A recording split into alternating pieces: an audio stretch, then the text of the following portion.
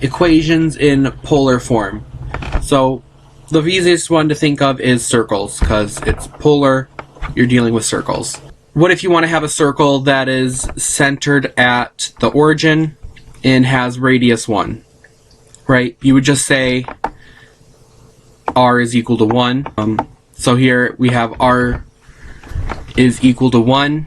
You have theta progress. Theta is going to get bigger. R is going to stay 1,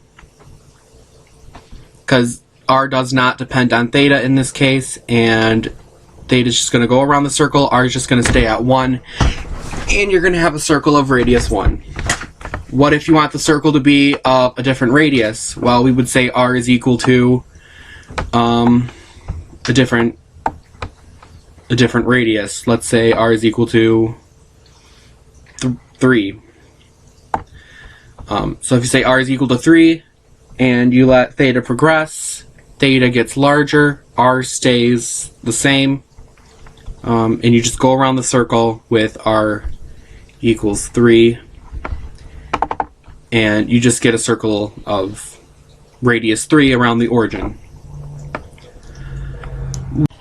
So what if we want our circle to not be centered at the origin?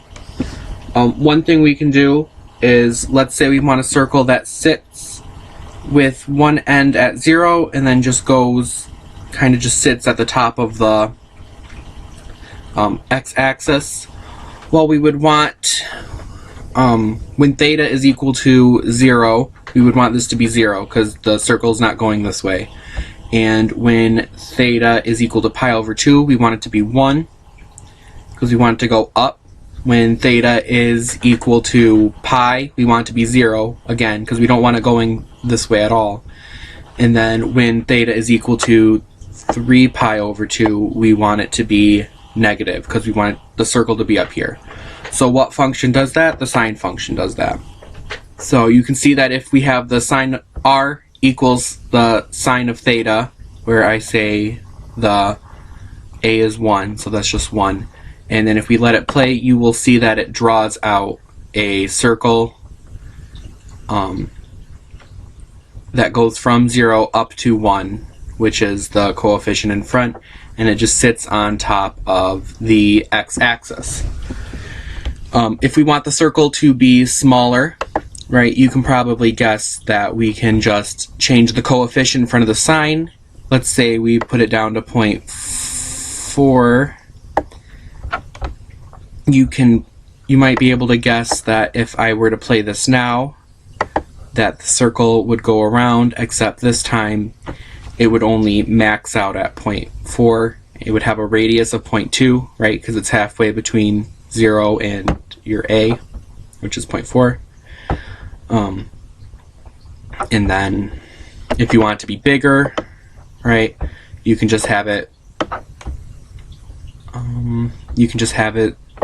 like, let's say 3. I should zoom out. Yeah, so you can just say 3, and it'll just trace out a circle that goes from 0, that has a diameter of 0 to, I guess, 3.2, because that's what I have here. And then if you want the circle to be down here, right, so we want the same stuff except negative. So if we have a negative coefficient, let's say -2, set our theta back to 0, get rid of the trace, and we let this evolve, you can see that it traces out a circle down here. A thing to keep in mind when it's tracing this out, that when it goes from 0 to 2 pi, it's going to trace it out twice.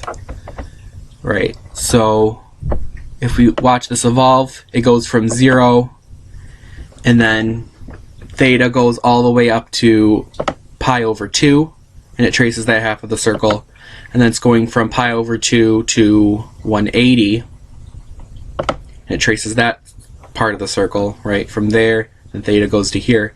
And then when theta goes from pi to 2 pi, the sign is going to be negative. So all the time the theta is over here, it's sending that vector over to this side again.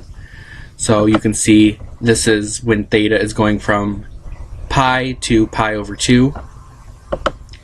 And then here we go from pi over 2 up to 2 pi. I mean 3 pi over 2 up to 2 pi. It just goes around again. So this method actually draws the circle out twice. What happens if we want a circle that is not up here or down here, but off to the side? We would want, when theta is equal to 0, we would want a value of 1. When theta is equal to pi over 2, we don't want any of the circle to be on this line, so we want it to be 0. When theta is equal to pi, we want it to be negative to send it back over to here. When theta is equal to 3 pi over 2, we want this to be 0 because we don't want any of it on this line, except at 0. So a function that does that is the cosine function. If we let this play, we can see that it does in fact draw you a circle that just sits on the line over here. I have the coefficient out in front to be 1.1 because I couldn't get it to 1 easily. So here you see it goes from 0 to 1.1. And just like with the sine function, when it draws it out twice. So here you go from 0 is at 1, and then when it goes to pi over 2, it goes back down to 0. And then when it's over here, you're going to have a negative value, right? So it's sending it over to this side. So here it's tracing out over here, and it's sending it over there. And then it goes to pi, where here it also has a negative value, so it's sending it over to this quadrant. And so the theta's down here, and it's tracing it out over here again. Oops. Oh, and then over here it's positive again, so it just starts tracing it out back in this quadrant as it goes from 3 pi over 2 to 2 pi. If you want it, same thing, let's say we want it to have a radius of 2 and go from 0 to 4. Well, if we want radius of 2, we have to go from 0 to 2 and then from 2 to 4. So we want it to be over here at 4, so we would change the coefficient to 4, 3, 4, and set the theta back to 0, get rid of all those dots, and then if we see, yeah, it does a circle from 0 and it goes up to 4. Yeah, and it'll just go around twice like before. And if we want the circle to be over here, we can just change the coefficient in front of the cosine to be a negative number. So I'm going to say -1, or I'm going to try to say -1. Yes. Set the theta back to 0, let it play. You can see that it's tracing it out like this, and then here the theta's over to here, and it's tracing it out because it's positive now because of the negative, and yeah, so it just traces it like that, and you get a circle. If you were wondering what program this is, it's GeoGebra, GeoGebra, and it's free. If you wanted to just get it and play around with it, you could just type in like a function here, like f is, like I could type in y is equal to x, and it'll just make a y equals x line, just if you're interested. So that's it for this video. The next one is going to be on roses, how to graph roses, which is just a different kind of polar function.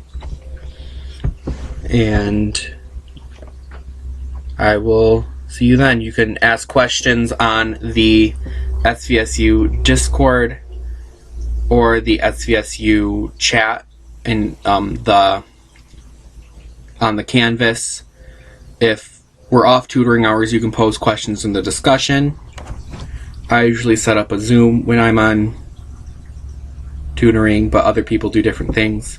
You can talk to them in person on the Discord. I know there's a voice function on the Discord, and there's a conference function on the Canvas if you wanted to ask questions like in person with the actual